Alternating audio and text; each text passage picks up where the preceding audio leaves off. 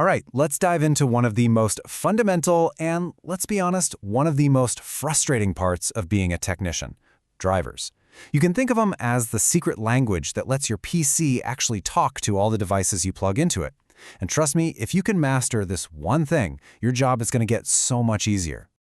Oh man, we have all been here. You get a phone on your workbench, you plug it into your computer, ready to do your thing, and crickets. Just nothing.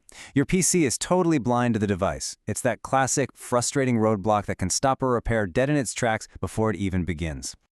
So you do the first logical thing, right? You pop open Device Manager. And there it is, staring back at you, that little yellow triangle of doom next to Unknown Device. This is basically your PC shouting at you, "Hey, I have absolutely no clue what you just plugged into me." It knows something is there, but it doesn't speak the language. But there is a way to fix this communication breakdown.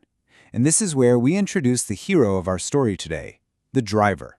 This is the missing link, the secret decoder ring that turns that dreaded unknown device into something your PC can finally understand and actually work with.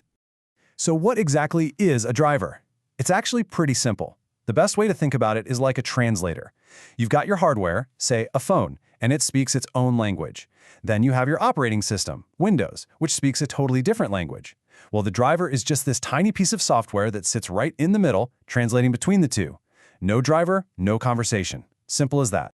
Now, these little translators usually come in two main flavors. First up, you've got the installer drivers. These are the ones you're probably used to, the .exe files. They're super easy. You just double-click, click Next a few times, and you're done. But for serious repair work, we often need manual drivers. These aren't an installer, they're just a folder full of files. You have to go into Device Manager and manually point Windows to the right file. It sounds a little more complicated, but it gives us the fine-tuned control we need for our specialized tools. Okay, so you know what a driver is, you know the two types, you're all set, right? Well, not so fast. Here's where the real challenge for technicians actually begins. It's not just about finding the right driver, it's about convincing Windows to accept it. And this all comes down to the battle of signed versus unsigned drivers. So here's the deal. A signed driver is one that has been officially checked and verified by Microsoft. Windows sees it, trusts it, and installs it no problem. Think about your normal graphics card or printer drivers. The problem for us is that a ton of the special drivers we need for our repair tools are unsigned. Microsoft has never seen them before. Because of that, Windows automatically sees them as a potential security risk, and it slams the door shut, blocking them by default. And that security roadblock has a name. It's called driver signature enforcement. It's a security feature built right into modern versions of Windows, and it basically acts like a bouncer at a club. Its entire job is to protect your system from unstable or malicious drivers by only letting the Microsoft-approved signed drivers get installed.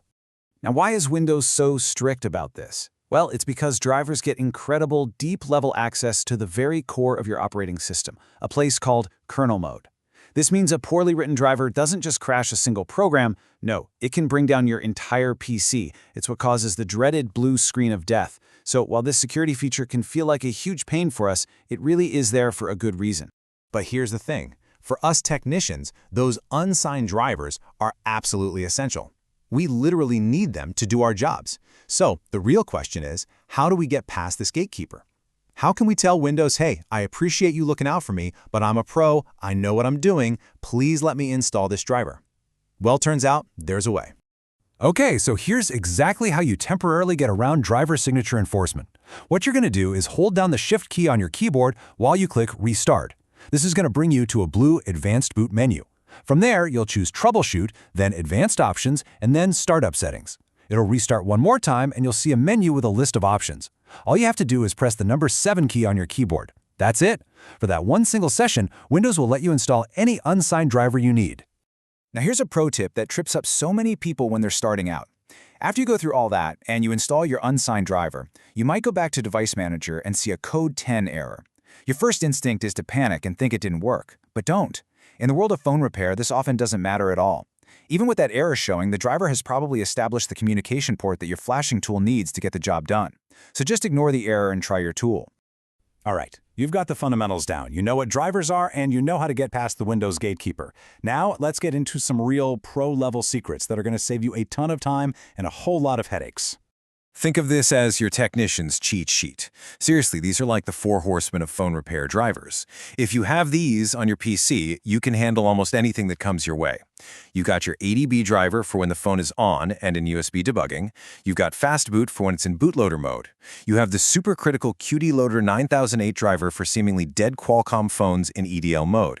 And of course, the VCOM driver for MediaTek devices. It all comes down to this. You have to know the mode the phone is in to know which driver you need. So let's talk about the biggest traps that people fall into.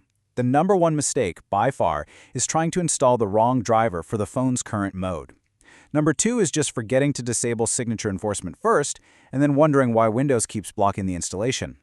And sometimes, the issue is as simple as your PC being cluttered with old, conflicting drivers, or just needing a good old-fashioned restart. If you can avoid these common pitfalls, you are way, way ahead of the game. Look, if you remember only one single thing from all of this, please make it this simple formula. This is the golden rule.